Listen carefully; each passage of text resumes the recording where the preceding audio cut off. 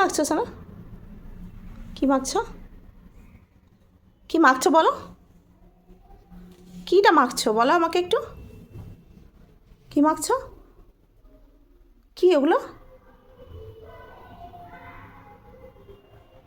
কি মাখছো?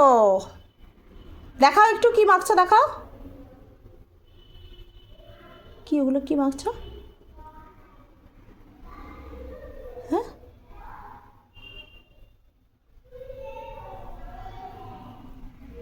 বসে বসে বোরোলিন মাখছো তুমি? পুরো বোরোলিনটাকে পুরো শেষ করে দিয়েছো?